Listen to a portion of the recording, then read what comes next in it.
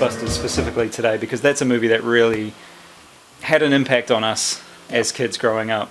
Nothing else came close to the impact that Ghostbusters had. I mean, it was being funny about scary things, taking on the supernatural with science. As a kid, it was everything you wanted. Yeah. You didn't have to be frightened of the ghosts because you know that the Ghostbusters are out there and they could zap them and contain them. Yeah. And doing it all with humour, and that was a big thing in terms of attacking scary things with humour. Yeah. Which, just on a psychological level, that teaches kids, how to deal with scary things. There's almost a thin line between laughing and being scared. Like scary movies, you often get a fright, you scream, and then you all laugh afterwards because it's a great tension reliever to have a good laugh. So those two totally different emotions seem to come together in this movie and work so well. Hello, I'm Peter. Where are you from, originally? They're the peanut butter and jelly of emotions, the scariness and the humour. Yeah. And they just work so well. And I mean, you look at the cast in this, and they really are the A-list of comedy from the time. Absolutely. And the fact that they're all in this, and they gave great performances. You didn't, not believe any of them as they didn't phone scientists or guys in this sort of situation, despite the fact that they're comedy actors. They all worked great and were such indelible characters. Absolutely. That you look at anyone in years since then and go, oh, he's the Egon character, or he's the Ray character, he's the Peter character. Yeah. And you just look at the impact that Ghostbusters has had. It's a thing now. The whole whatever Busters, which you see throughout advertising. It's rampant throughout society, and it comes from this movie. Yeah. Switch me on.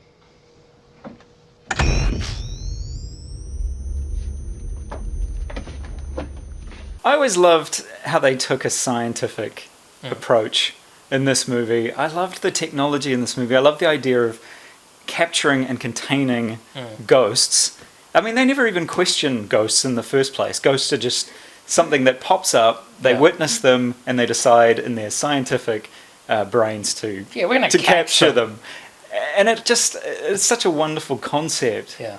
And to have it so comedic as well is just so enjoyable. Like you said, the characters are just so strong, so funny. Bill Murray is just fantastic. You can't imagine Ghostbusters without Bill Murray in it. No. He is the soul of the Ghostbusters. And I know everybody says, oh, Harold Ramis is the soul, or Dan Aykroyd is the soul. They are all integral parts of it. And so's Ernie Hudson, and so's Annie Potts, and so's Sigourney Weaver and Rick Moranis. But when you think about it, Bill Murray's Peter Venkman is iconic, and it's such a fantastic character. He's quick-witted, he's cheeky and sarcastic, and it's not the sort of action hero that you see. And, and Ghostbusters is an action movie as much as it is a comedy, as much as it is it's a lot body of horror genres. sort of thing. Yeah. It's everything, and it's all smushed together, and it works so brilliantly well. Yeah. He slimed me. That's great! It starts with a sort of old lady in the library. It's a scary classic ghost. Thing, and that's like, oh my gosh, this is really scary. But then you meet these guys who are at a university, they're being kicked out. Yeah. They practically have no money and no education left, and they hear about this ghost, and they go and investigate and decide to open a business. I mean, listening to the commentary of Ivan Reitman and all the guys, they talk about it. It's a going into business movie. This place is great! When can we move in? You gotta try this pole!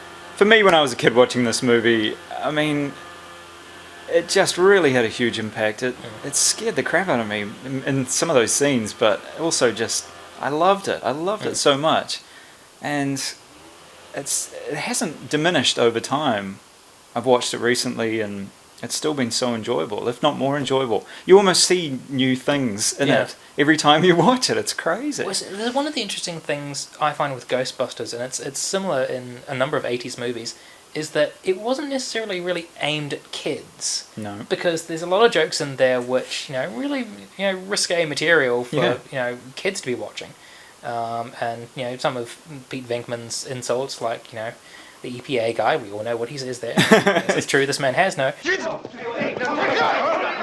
which not appropriate for children. No. As such. It was an edgier time of filmmaking, though, wasn't it? It was a very edgy time, and yet you still had this was a massive commercial success. Yeah, it wasn't. You had the spin-off into the real Ghostbusters cartoon show, from which you had tons of toys, and I know that I collected the toys when I was a kid because I've always wanted an Ecto-1 and Ghostbusters and a pack. I wanted a proton pack. Yeah, that would have been awesome. And nowadays we're finally getting a couple of the prop replicas coming out. We haven't got the really cool backpack, but we've got the wand part of it. Nice. Now talking about toys, we've got a couple of toys here. Yep. These ones were released a few years ago. You specifically brought an Egon. I bought an Egon. This is the first figure that was released in the Mattel Ghostbusters 6-inch figure line. Harold Ramis was the first person to sign off on his likeness, so they wanted to make him as the first figure. He was released at San Diego Comic-Con. This is the Dr. Egon Spengler in his slimed variant. Now, he didn't actually get slimed in the movie, but they decided to put that out as a variant to start with. And, this was just a dream come true for me. A movie-accurate Ghostbuster figure. He also came with Slimer. And, I mean, really, you can't have a Ghostbusters without Slimer. Well, Slimer proved to be so popular after the movies and into the cartoon. Did he get his own cartoon? He got his own cartoon. And he became their, pet, almost like a dog running around the fire station, but he was a ghost. You kind of saw that integrated into Ghostbusters 2 when he was, just sort of around. Oh, yeah. Which was cool. I mean, it clearly wasn't what the character was supposed to be doing in the first film. No, they always said he was the ghost of John Belushi, didn't they? Or at least John Belushi's sort of gluttonous side.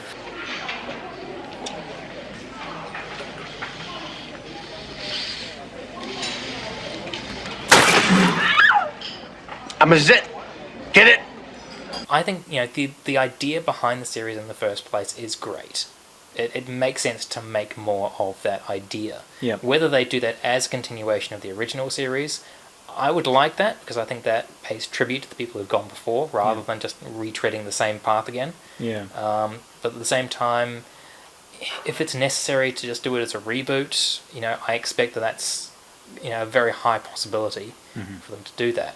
But the question I have for you is, if you were recasting the 4 Ghostbusters, who would you cast them with today? Oh. I mean, it's probably it's probably Seth Rogen and Jonah Hill and all those guys. That's all I can think. My list would be, for Egon Spengler, I would put in Stephen Colbert. Yeah, okay. For Ray Stantz. And when I'm You've talking thought about of this, this, haven't you? I've been thinking about this morning, and I'm not talking necessarily playing that particular character, but a character in that vein. So Stephen Colbert in the Egon type role, Patton Oswalt as the Ray Stantz character. Yeah. I would want, instead of Ernie Hudson's Winston Zedmore, I'd say let's put in Donald Glover from Community. Oh, He's younger, absolutely. but got the right sort of energy for it. That's totally right. And I'd go really outside the box for the Peter Venkman character and say put in Tina Fey. That's amazing, Jeremy, but I'm gonna go home now and fart into a shoebox. So that's our thoughts on Ghostbusters and the great Harold Ramis. Now in there we put forward my suggestion for our next team of Ghostbusters. Who do you guys think would be a good team? Yeah, let us know, comment below, and tell us your dream team of Ghostbusters. That's it from us. We'll see you guys next time. Don't forget to thumbs up, subscribe. Like, subscribe. Yeah, and we'll see you share. next time on the Film Crew. See ya.